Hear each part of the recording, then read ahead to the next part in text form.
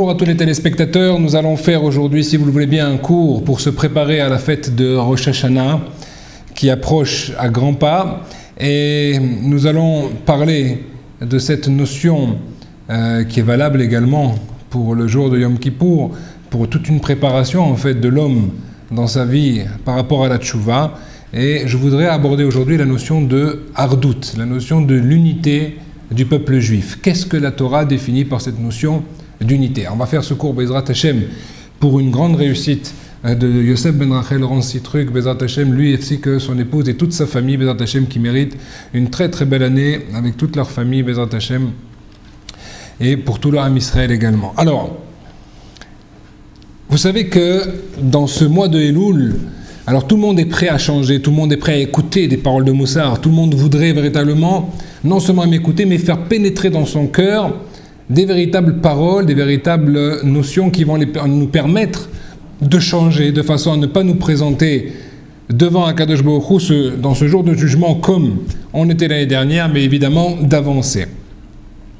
Alors, une des notions fondamentales qu'on va voir tout de suite, c'est justement la notion d'unité du peuple juif. Alors, dans la prière de Moussaf, de Rosh Hashanah, vous savez que le Moussaf, on mentionne là-bas 30 versets, 10 sur la notion de Malchut, la notion de royauté d'Hachem, 10 sur la notion de Zichronot, les souvenirs d'Akadosh Baruch Hu par rapport au jugement et nos actions, et 10 également par rapport à la notion de Shofarot, le Shofar, que la Torah, que Chazal ont pris maintenant, à la fois dans la Torah, Nevi'im et Ketuvim, c'est 30 versets. Un de ces versets-là, justement, concernant la royauté, il est écrit, c'est un pasuk dans Dvarim, Vaï bishurun melech, beitasef rache'am, yachad shifte Israël. Alors ça veut dire quoi? Ça veut dire quand est-ce qu'il y aura, ou quand est-ce qu'il y a une véritable royauté au sein d'Israël, Yeshurun c'est Israël, beitasef rache'am, quand les chefs de tribus se rassemblent, Yachad Shifte Israël, et toutes les tribus se trouvent unies.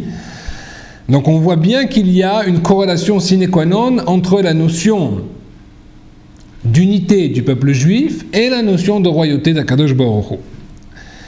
Et pourquoi cela? On sait très bien que s'il n'y a pas un ordre, s'il n'y a pas un respect du système qui est mis en place par le roi, automatiquement, ça devient la cacophonie, ça devient vraiment du n'importe quoi. D'ailleurs, la Mishnah dans Pirkei Avot nous dit comme ça, c'est dans le troisième chapitre de deuxième Mishnah dans Avot, Rabbi Hanina, Sgan HaKohanim Omer, Eve mitpalel beshloma shel malchut, sheilmane mora'a, ish etreu chaim bala'u. Donc ici, maintenant, on voit ici comme quoi, il nous dit le Sgan HaKohanim, donc le second du Kohen Gadol, avait mitpalel, il faut prier pour le shalom de la royauté, pour qu'il y ait véritablement une harmonie dans la royauté, qu'il y ait un ordre dans la royauté. Pourquoi? Parce que sans la crainte maintenant de la loi et du système qui est mis en place, ish etreu chaim bala'u, on voit que les hommes s'entretueraient entre eux. Donc, ce qui veut dire ici, en fait, c'est logique. S'il n'y a pas une loi claire, s'il n'y a pas maintenant un ordre qui est préétabli, ça devient l'anarchie et les gens s'entretuent. On voit malheureusement aujourd'hui cela dans de nombreux pays et même dans les pays civilisés, lorsqu'ils ne veulent pas écouter et et on le voit malheureusement beaucoup aujourd'hui, qu'ils veulent mettre un nouveau système en place, ça devient une véritable anarchie qui n'est légiférée que par des choses complètement mal interprétées, même de leur texte à eux. Alors, la question maintenant, c'est que comment est-ce qu'on arrive à une royauté? Vous savez que Chazal nous dit il y a une seule chose, si on peut dire ainsi, que Akadosh Baruch Hu ne peut pas faire. Encore une fois, il peut tout faire, mais il se prête également à ce jeu, donc ces règles qu'il a mis en place en créant ce monde. Mais en fait, en tout cas, il nous a donné à nous un rôle à jouer. Et donc, quelle est la chose qu'il ne peut pas faire, d'après vous? Nous disent Chazal, Akadosh Baruch Hu, s'il y a une chose qu'il ne peut pas faire, c'est qu'on le fasse roi, puisque cela dépend de ses sujets. Si maintenant un roi impose sa royauté, ça devient un dictateur. Ce n'est plus une royauté. Donc ça, c'est un rôle qui nous donne à nous, un choix qui nous donne à nous, comme quoi nous devons choisir Akadosh Baruch Hu en tant que roi du monde et tout faire pour mettre en place, pour magnifier cette royauté au sein de la terre et au sein de nous, au sein du peuple juif et à l'intérieur également au niveau personnel. Donc, de là, on comprend également que cette royauté d'Akadosh Baruch Hu ne peut réellement s'exprimer que si nous respectons la loi d'Akadosh Baruch Hu, les préceptes d'Akadosh Baruch Hu, et que nous agissons justement avec cette ardoute, cette fameuse unité. Alors vous savez qu'on avait déjà vu plusieurs fois dans le Ramchal comme quoi Akadosh Baruch Hu, bien qu'il ait donné la même loi à tout le monde, chacun possède une spécificité. Chaque juif a une mission qui lui est propre.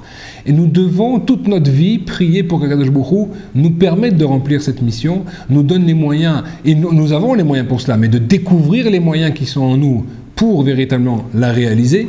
Et cela demande un travail important, ça demande un travail intérieur, mais c'est primordial. Plutôt que d'aller chercher et de voir chez les autres ce qu'ils ont de mieux, chacun doit plutôt faire un travail d'intériorisation et réaliser véritablement que Akadosh Baruch Hu, ce qu'il lui donne, c'est la meilleure chose pour lui, quel que soit son état de santé, quel que soit son état de parnassa, quel que soit son état à la maison. Évidemment, il faut travailler sur ces choses-là pour les améliorer. Mais en tout cas, Akadosh Baruch Hu, s'il nous a mis dans ce contexte-là, c'est parce qu'il attend qu'on le serve et du mieux que l'on puisse, justement avec ces outils-là, avec ces moyens-là qu'il nous a donnés. Si Akadosh Baruch Hu avait voulu que nous vivions maintenant dans une autre ville ou dans une famille beaucoup plus religieuse, etc., il l'aurait fait, c'est pas un problème. Donc si maintenant nous avons ce que là, c'est justement parce que nous avons, nous, les moyens, à travers ces outils, de découvrir cette mission qu'Akadosh Baruch Hu nous a octroyée en nous faisant venir dans ce monde.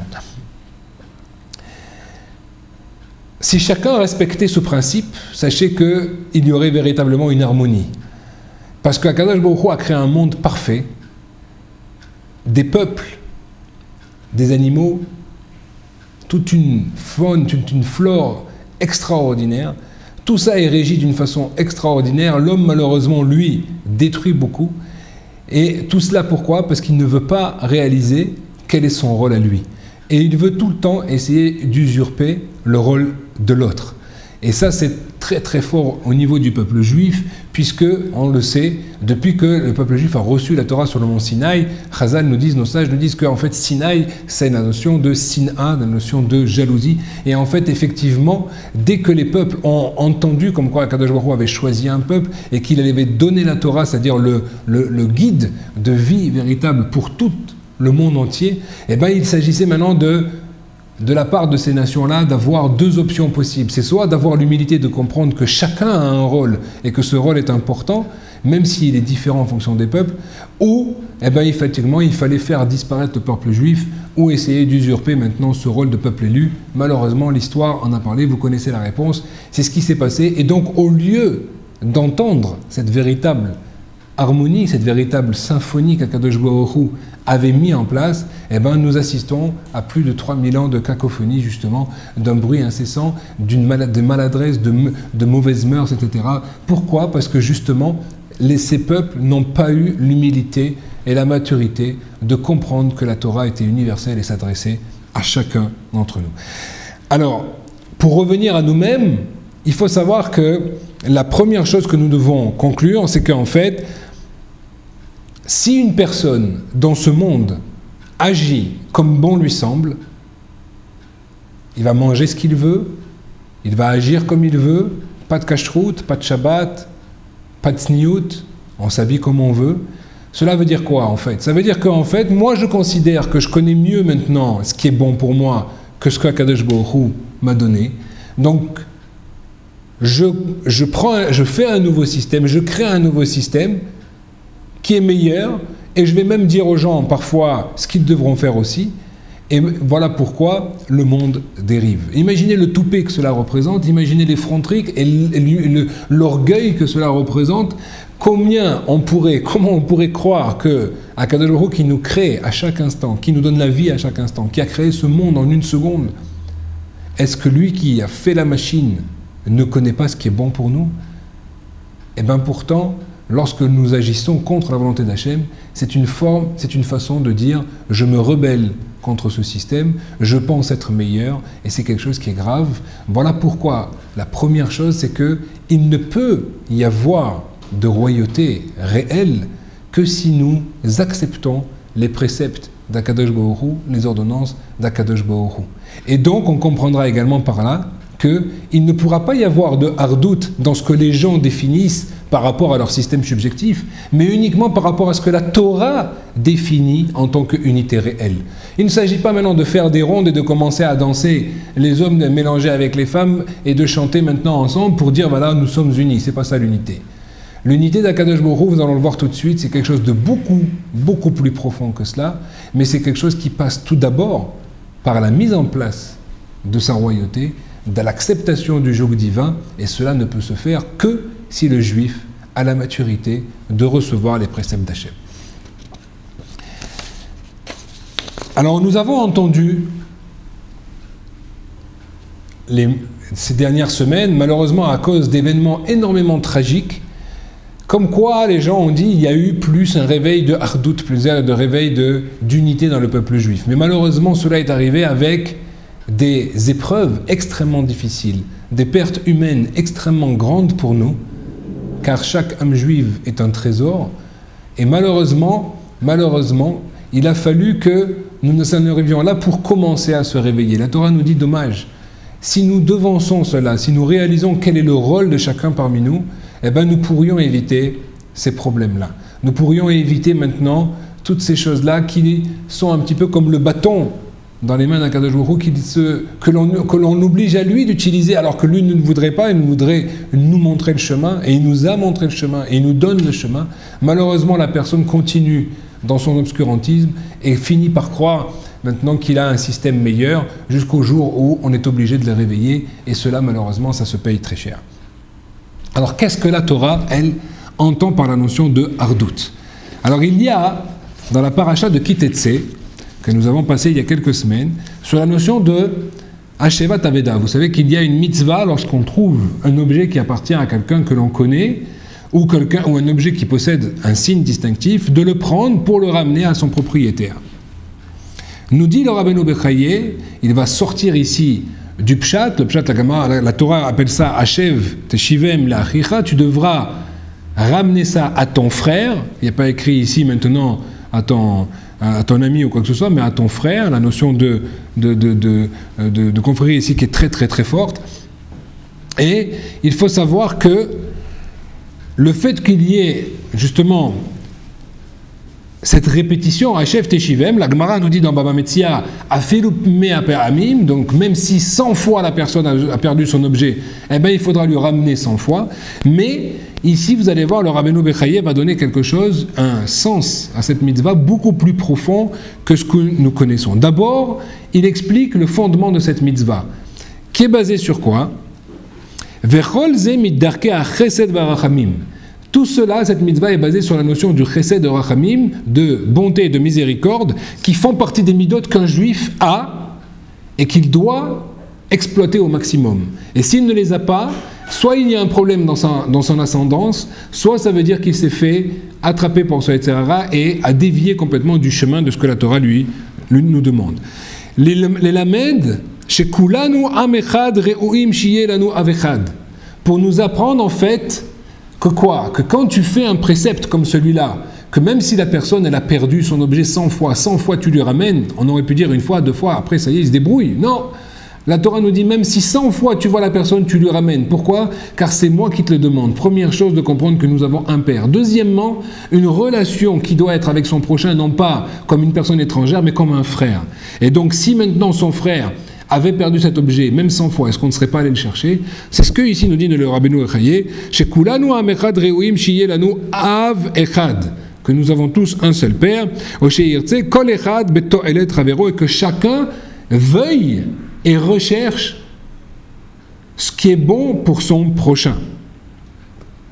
Et qu'il fasse attention à son argent, et que maintenant cette perte soit une perte, ça peut être un animal, comme il est écrit dans la Torah quand il a perdu son taureau, il a perdu son âne, qui se sont égarés dans des champs, mais ça peut être également des choses qui ne sont pas des animaux, ça peut être aussi des objets, et même si ces objets n'ont pas forcément des grandes valeurs, ça peut être une petite chose, on voit qu'on doit faire attention à chacune de ces choses-là. Ça c'est le pshat de la mitzvah.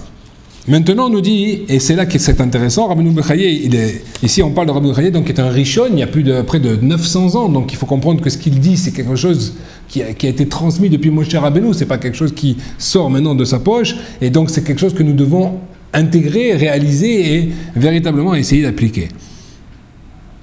Le fait qu'il est écrit dans cette mitzvah comme quoi tu n'as pas le droit de détourner tes yeux. Ce qui veut dire quoi? C'est que maintenant, ne fais pas comme si tu n'avais pas vu maintenant cet objet. Si tu as la vue qu'Akadosh Baruch Hu t'a mis sur le chemin, ça veut dire que c'est que pour toi, un message qu'Akadosh Baruch Hu te demande ici de faire un geste envers ton prochain. Il nous dit ici le Rav, ce n'est pas uniquement pour les objets perdus. Et là,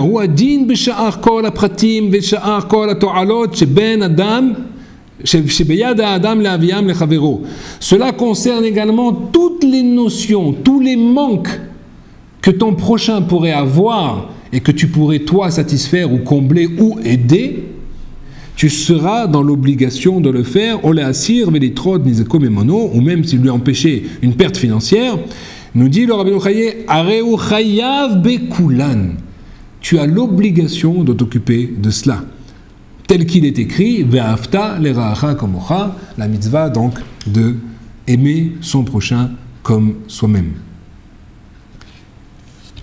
Alors c'est quelque chose d'incroyable ici, parce que si on analyse véritablement ce qui est écrit dans ce passage, c'est qu'en fait on réalise qu'Akadosh Baruch Hu nous demande un travail beaucoup plus fort, qui va beaucoup plus loin que ce que comprennent le commun des mortels. Ici, Hachem nous demande de faire un travail constant et de regarder ce qui manque chez mon prochain afin d'essayer autant que possible de le combler. Et là on va voir une différence fondamentale entre cette notion de rapport avec son prochain que l'on trouve chez les nations et celle que la Torah ici nous demande. Et c'est d'ailleurs toute la différence qu'il va y avoir entre la notion de charité et la notion de tzedaka. La notion de charité, c'est que je vais donner à l'autre parce qu'il me gêne ou parce que j'ai de la peine, donc je vais lui donner pour que moi je me sente mieux. Donc, ça me gêne de voir quelqu'un qui est dans le besoin ou dans quelqu'un qui n'a pas de quoi manger, donc je vais lui donner. Maintenant, si j'en ai un deuxième, je vais lui donner un troisième, un dixième, peut-être je dirais ça et ça suffit. La Torah te dit non. Tant que tu peux aider, tu dois aider. Peu importe la personne. Chez nous, on ne barricade pas les maisons pour interdire aux colporteurs de venir, etc. Non, dans la Torah, au contraire, tu dois ouvrir ta porte à l'indigent, tu dois lui permettre de venir te demander. Et si il a honte de demander, c'est à toi d'aller chercher où est-ce qu'il y a des personnes qui ont besoin et d'essayer de leur donner. Et ce n'est pas qu'au niveau de l'argent, ça peut être un réconfort, ça peut être une aide physique, d'aller une personne âgée à faire ses courses, ça peut être maintenant un conseil, ça peut être tout simplement un sourire.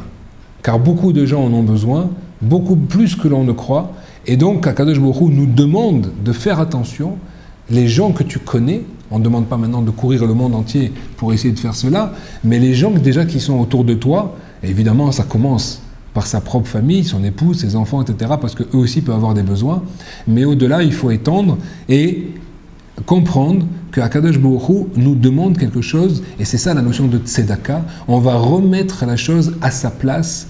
Tzedek, c'est la justice, c'est-à-dire que maintenant, si l'autre n'a pas, je dois tout faire maintenant pour qu'il puisse maintenant lui aussi se réinsérer.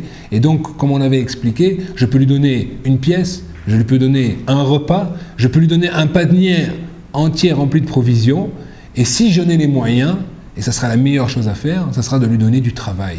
Car c'est comme ça qu'il obtiendra cette fois-ci sa parnassa, son salaire à lui d'une façon justifiée et non pas de dépendance par rapport aux autres. En tout cas, ça c'est au niveau de la tzedaka, et c'est là donc qu'il y a une différence fondamentale entre la charité et la tzedaka que la Torah nous demande, et il faut comprendre également de l'autre côté que je dois, si je fais ça, c'est pas pour que moi je me sente mieux, mais c'est pour que l'autre se sente mieux.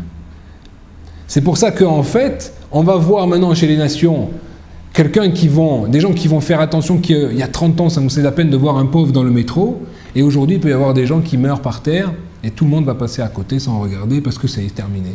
Ça ne m'intéresse plus. C'est trop, c'est quelque chose qui dépasse maintenant Pourquoi? Parce que c'est par rapport à moi. Mais si c'est par rapport à l'autre, donc je vais toujours avoir un intéressement et essayer de regarder ce qu'il a besoin.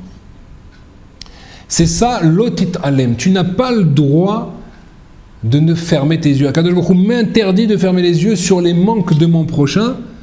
Et donc, si je sais qu'il a un problème, je dois essayer par tous les moyens d'essayer de l'aider là-dedans. Et si je sais qu'il va être vexé, que je sache ou que je prenne connaissance de son problème, alors je devrais passer par des personnes intermédiaires et d'une façon détournée de parvenir à l'aider. Et c'est ça qu'Akadosh Baruch Hu attend de nous, c'est quelque chose qui est beaucoup, beaucoup plus fort que ce que nous avions. Donc de là, on voit maintenant une nouvelle dimension qui nous est donnée et une nouvelle dimension de la hardout. C'est quoi cette hardout ici que demande Akadosh Baruch Hu? C'est pas maintenant de dire, regarde, j'attends que l'autre, lui aussi, vienne me serrer la main, ou vienne, j'attends que parce que les gens, très souvent, ils disent, regardez, quand c'est que les gens auront de la hardout, mais toi, tu es comme il faut? Toi, est-ce que tu fais vraiment ce qu'il faut pour cela? Est-ce que véritablement, tu fais tout pour qu'il y ait maintenant cette union? Encore une fois, les gens seraient prêts à faire des choses pour que tout le monde se sente un petit peu rattachés les uns aux autres.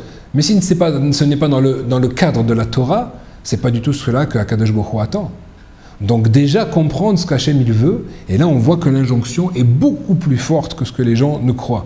Je dois sans arrêt me soucier et faire pénétrer dans mon cœur, car ici on parle d'un travail du cœur, pas qu'un travail physique, un travail du cœur. Est-ce que dans ma conscience, est-ce que dans mon cœur, l'autre a vraiment de la place? Est-ce que je fais une place à l'autre par rapport à ses problèmes? Est-ce que je réfléchis, qu'est-ce que je pourrais aider? Si maintenant Akadosh Baruch Hu m'a donné de l'argent, une parnassa qui me permet de dépasser ce que j'ai besoin et que ce que mes enfants ont besoin, alors comment redistribuer ces choses-là? Si maintenant Akadosh Baruch Hu m'a donné maintenant des connaissances, qu'elles soient thérapeutiques, qu'elles soient maintenant des conseils financiers, des conseils professionnels, combien je pourrais prodiguer cela et aider des gens avec cela, etc., etc. Combien également, même au niveau des jeunes, combien je peux aider mon ami, combien je peux l'aider dans ses devoirs, combien je peux l'aider dans tout. Est-ce qu'il a besoin d'un conseil? Est-ce qu'il a besoin d'une oreille?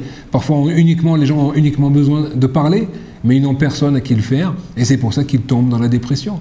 Donc parfois, juste de tendre une oreille, c'est quelque chose également. Sachez qu'ici, d'après le Rabbeinu Chaye, on fait une mitzvah de la Torah à chaque fois que l'on fait cela.